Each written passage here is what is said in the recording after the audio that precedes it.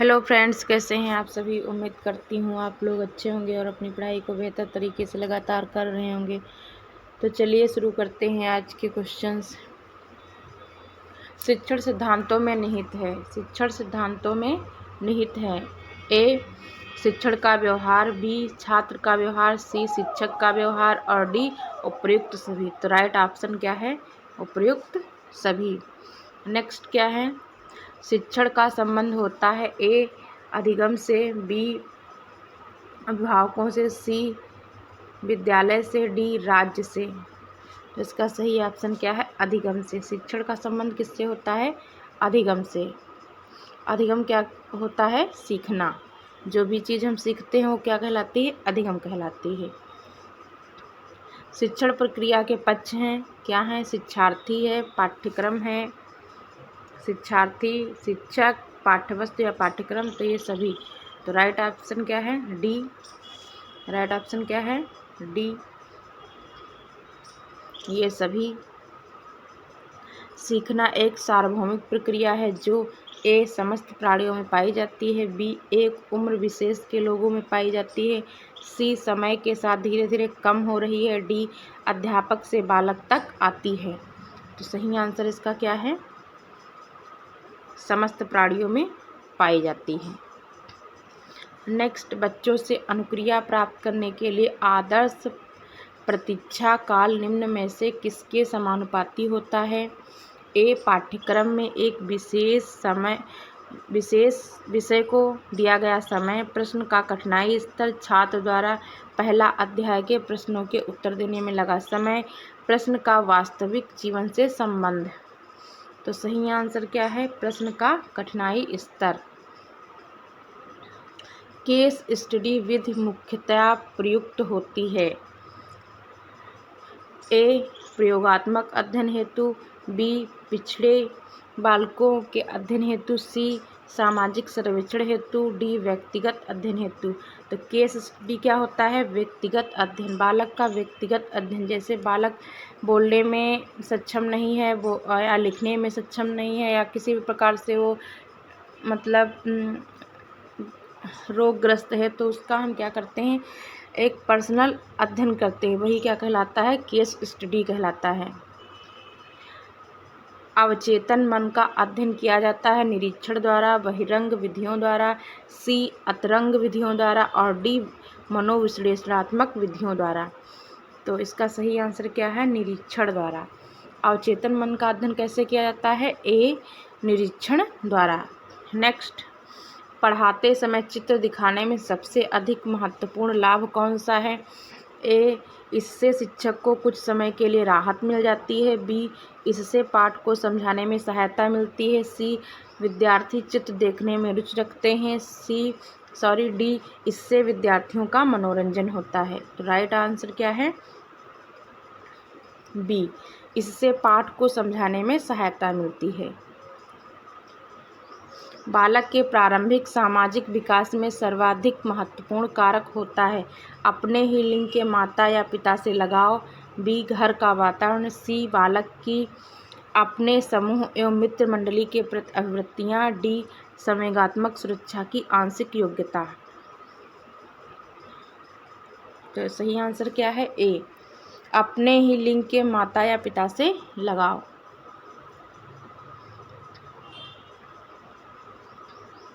बालकों में यदि अंतःवैयक्तिक संबंधों की पुनर्स्थापना करनी है तो शिक्षक को चाहिए कि वह उनके ए, मानसिक विकास तथा सामाजिक परिवेश का अध्ययन करे, बी, सामाजिक संवेगात्मक विकास का अध्ययन करे तथा अंतःवैयक्तिक संबंधों की ओर प्रेरित करे, सी, शारीरिक संगठन को ध्यान में रखे, डी, उन्हें स्वतंत्र छोड़ दे। तो इसका सही आंसर क्या है? बी, सामाजिक संवेगात्मक विकास का अध्ययन करे तथा अंतः वैयक्तिक संबंधों की ओर प्रेरित करे। ठीक है। इनमें से कौन सा गुण आमतौर पर सृजनात्मकता से संबंधित है? केंद्राभिमुख चिंतन, बहिर्मुख आदर्श सोच, वाक्य विन्यास संबंधी सोच। तो इसका राइट ऑप्शन क्या है? बहिर्मुख सोच। शिक्षण को अधिगम में कैसे बदला जा सकता है? परीक्षाओं का आयोजन करके, बी रत्न की प्रवृत्ति को प्रोत्साहित करके, सी सामान्य शिक्षण पर बल देकर, या डी बाल केंद्रित शिक्षा शास्त्र को अपनाकर। सही ऑप्शन क्या है? डी बाल केंद्रित शिक्षा शास्त्र को अपनाकर। नेक्स्ट, निम्नलिखित में से कौन सी प्रविधि पाठ्यक्रम निर्माण की सर्वश्रेष्ठ विधि के रूप में स्वीकार की जाती है? विद्यार्थी अभिलेख, बी समस्यापरक सूची, सी समान आलेख, डी प्रक्षेपी परीक्षण। तो ये सही आंसर क्या है? समस्यापरक सूची। सही आंसर क्या है? समस्यापरक सूची।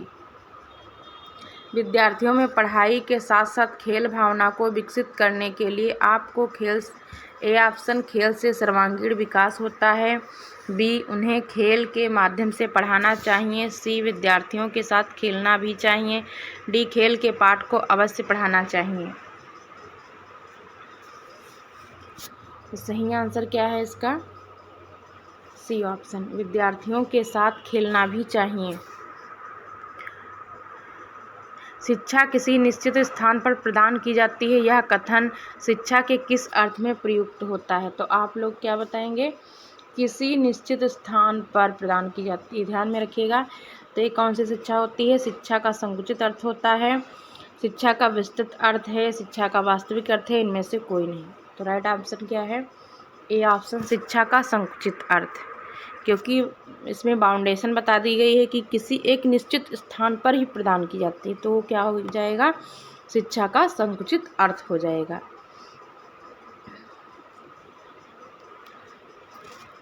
इरफान खिलौने के हिस्सों को देखने के लिए उन्हें तोड़ देता है, क्या आप क्या करेंगे?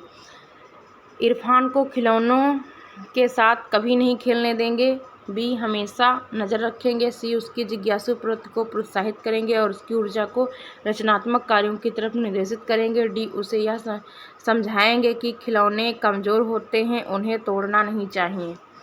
तो सही आंसर क्या है? सी उसकी जिज्ञासु प्रवृत्ति को प्रोत्साहित करेंगे और उसकी ऊर्जा को रचनात्मक कार्यों की तरफ निर्देशित करेंगे। ओके फ्रेंड्स, अगर आपको यह वीडियो हेल्पफुल हो आपके लिए तो प्लीज़ मेरे चैनल को सब्सक्राइब कीजिए, शेयर कीजिए, लाइक कीजिए। नेक्स्ट क्वेश्चन, विकास के मुख्य रूप कौन से नहीं हैं? तो विकास के मुख्य रूप कौन से नहीं हैं? नहीं का ध्यान रखिएगा। शारीरिक विकास तथा मानसिक विकास, संवेगात्मक विकास था, सामाजिक विकास, सी नैतिक विकास था, चारित्रिक विकास, डी जनसंख्या विकास था, भूमि विकास। तो नहीं है जनसंख्या विकास तथा भूमि विकास। नेक्स्ट क्वेश्चन, वह बच्चे जिनके परिवार का वातावरण प्रजातांत्रिक होता है अन्य बच्चों की अपेक्षा होते हैं अधिक क्रियाशील और बहिर्मुखी व्यक्तित्व वाले, शैक्षिक, बी ऑप्शन क्या कहता है? शैक्षिक क्षेत्र में पिछड़े व्यक्तित्व वाले, सी कम क्रियाशील तथा कमजोर व्यक्तित्व वाले, या अंतःमुखी व्यक्तित्व वाले। तो सही आंसर क्या है इसका? अधिक क्रियाशील और बहिर्मुखी व्यक्तित्व वाले। नेक्स्ट क्वेश्चन, वह बालक जो भाषा बोलने, सुनने तथा लिखने में समस्या प्रदर्शित करते हैं, ग्रस्त होते हैं, क्या कहलाते हैं? उनमें कौन सा?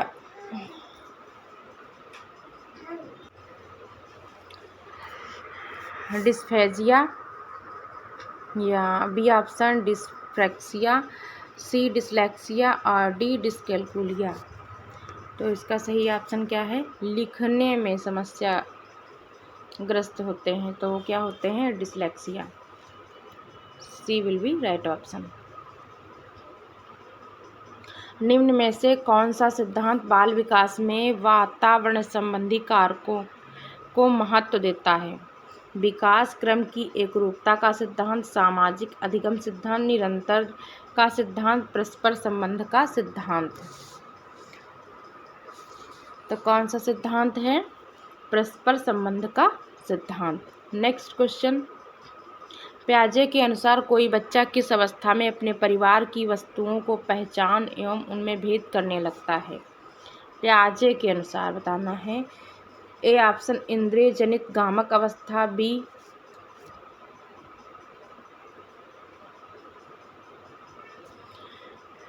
पूर्व संक्रियात्मक अवस्था, सी मूर्त संक्रियात्मक अवस्था और डी अमूर्त संक्रियात्मक अवस्था। तो इसका सही आंसर क्या है? पूर्व संक्रियात्मक अवस्था। क्या है? पूर्व संक्रियात्मक अवस्था। नेक्स्ट, निमोनिक्स एक ऐसी व्यूह रचना है जो ए स्मृति में नई सूचनाओं को पुनः स्मरण करने में सहायता करती है, बी छात्रों को एक साथ जोड़कर एक साथ साफ सफाई करने के लिए प्रेरित करती है, सी छात्रों को समूह में स्कूल छोड़कर भाग जाने के लिए प्रेरित करती है, डी छात्रों को स्कूल से बाहर शिक्षण सामग्री उपलब्ध कराने में बल देती है। तो निमोनिक्स क्या है? स्मृति में नई सूचनाओं का पुनः स्मरण करने में सहायता करती है। तो A will be right option. Next, वर्तमान समय में बाल केंद्रित शिक्षा पर बल दिया जाता है। निम्नलिखित में से कौन सी बाल केंद्रित शिक्षा की विशेषता नहीं है? विशेषता नहीं है देखना है। बालक के सर्वांगीण विकास पर जोर देना, बालक के मनोविज्ञान को समझना, सी बालक को केवल तथ्यात्मक ज्ञान से अवगत कराने पर जोर देना, डी बालक के मनोविज्ञान को समझते हुए उसकी समस्याओं को दूर करना। तो नहीं ऑप्शन देखना है, निगेटिव देखना है। तो सी विल बी राइट आंसर। बालक को केवल तथ्यात्मक ज्ञान से अवगत कराने पर जोर देना। नेक्स्ट क्या है? बुद्धि का द्विकारक सिद्धांत क्या है? बुद्धि का द्विकारक सिद्धांत क्या है? बुद्धि कई तत्वों का समूह होती है और प्रत्येक तत्व में कोई सूक्ष्म योग्यता निहित होती है, बी कुछ मानसिक क्रियाओं में एक प्रमुख तत्व सामान्य रूप से विद्यमान होता है, जो क्रियाओं के कई ग्रुप होते हैं उनमें अपना एक प्रमुख तत्व होता है, सी व्यक्ति का बौद्धिक व्यवहार अनेक स्वतंत्र योग्यताओं पर निर्भर करता है किंतु इन स्वतंत्र योग्यताओं का क्षेत्र सीमित होता है, डी सभी प्रकार के मानसिक कार्यों में दो प्रकार की मानसिक योग्यताओं की आवश्यकता होती है, प्रथम सामान्य मानसिक योग्यता, द्वितीय विशिष्ट मानसिक योग्यता। तो सही ऑप्शन क्या है? डी सभी प्रकार के मानसिक कार्यों में दो प्रकार की मानसिक योग्यता की आवश्यकता होती है, प्रथम क्या है? सामान्य मानसिक योग्यता, द्वितीय विशिष्ट मानसिक योग्यता। नेक्स्ट, आप किसी नई कक्षा में गणित के शिक्षक के रूप में जाते हैं, आपको एक सफल एवं प्रभावी शिक्षण के लिए निम्न में से क्या आवश्यक है? ए व्यक्तिगत भिन्नताओं का ज्ञान, बी अपने वेतन का ज्ञान, सी सहकर्मी की योग्यता का ज्ञान, डी इन सभी का ज्ञान।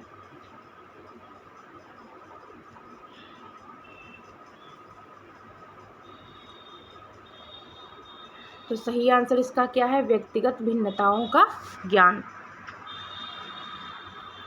शिक्षक प्रक्रिया में क्रियात्मक अनुसंधान का उपयोग अति महत्वपूर्ण है, इसमें अध्ययन किया जाता है विशद समस्याओं का, ए ऑप्शन विशद समस्याओं का, बी विशद शैक्षिक समस्याओं का, सी कक्षागत व्यवहारिक समस्याओं का, डी शिक्षक समस्याओं का। तो सही आंसर क्या है? सी कक्षागत व्यवहारिक समस्याओं का। फ्रेंड्स, अगर यह वीडियो आपके लिए हेल्पफुल हो तो प्लीज़ मेरे चैनल को सब्सक्राइब कीजिए, वीडियो को लाइक कीजिए, शेयर कीजिए। Thank you. नेक्स्ट क्वेश्चन क्या है? प्राथमिक कक्षाओं में किस प्रकार के शिक्षार्थियों को हस्तशिल्प की शिक्षा देना उपयुक्त है? तो सामान्य शिक्षार्थियों को, पिछड़ी शिक्षार्थियों को, जो पिछड़े वर्ग के बालक होते हैं उनको, पिछड़े शिक्षार्थियों को, या मंद बुद्धि शिक्षार्थियों को, या प्रतिभाशाली शिक्षार्थियों को? हस्तशिल्प की शिक्षा, तो ये इसका आंसर क्या होगा? पिछड़े शिक्षार्थियों को।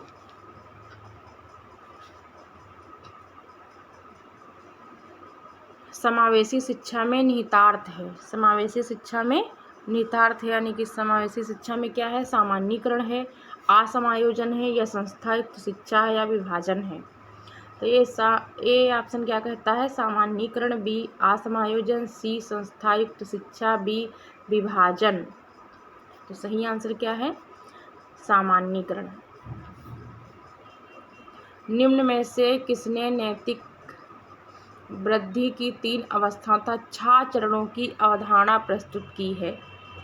नैतिक वृद्धि की 3 अवस्थाओं तथा 6 चरणों की अवधारणा प्रस्तुत की है, तो वो कौन है, कोहलबर्ग हैं, प्याजे हैं, एरिक्सन हैं और स्किनर हैं। तो आप लोग सही आंसर बताइए इसका। सही ऑप्शन है ए, कोहलबर्ग ने। नेक्स्ट, स्कूल समुदाय की, स्कूल शिक्षक की, शिक्षक की, शिक्षक बच्चों की, शिक्षक अभिभावकों की डैश सफलता एवं आदर्श अधिगम का मुख्य आधार होता है। तो ए उपयोगिता, बी सहभागिता, सी अभिप्रेरणा, डी योजना। तो सही आंसर बताइए इसका। सहभागिता क्या होती है, सहभागिता होती है। नेक्स्ट, स्व आकलन एवं प्रतिपुष्टि के लिए आवश्यक है कि ए केवल अधिगम के परिणाम का आकलन हो, ना कि अनुभवों का, बी रिपोर्ट कार्ड शिक्षार्थियों का समावेशी दृष्टिकोण प्रस्तुत ना करते हों, सी शिक्षार्थियों को ऐसे अनुभव दें जो उनमें संज्ञानात्मक गुणों का विकास करते हैं, संज्ञानात्मक गुणों का विकास करते हैं, डी शिक्षार्थियों के साथ अध्यापक कोई अंतःक्रिया ना करने को महत्व दें।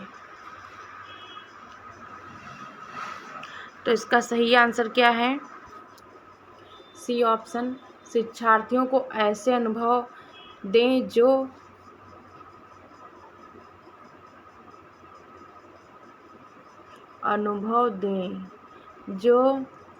उनमें संज्ञानात्मक गुणों का विकास करते हैं। ओके, तो फ्रेंड्स बताइए आप लोगों के 30 में कितने आंसर सही हुए, कमेंट में ज़रूर बताइएगा। और अगर यह वीडियो आपके लिए हेल्पफुल हो तो मेरे चैनल को सब्सक्राइब कीजिए, वीडियो को लाइक कीजिए, शेयर कीजिए। और अगर इसमें कुछ कमियां रह गई हों तो आप लोग बताइए, और किस टॉपिक पे और कितने क्वेश्चन और कितने स्पीड में करना चाहते हैं प्लीज़ बताइएगा।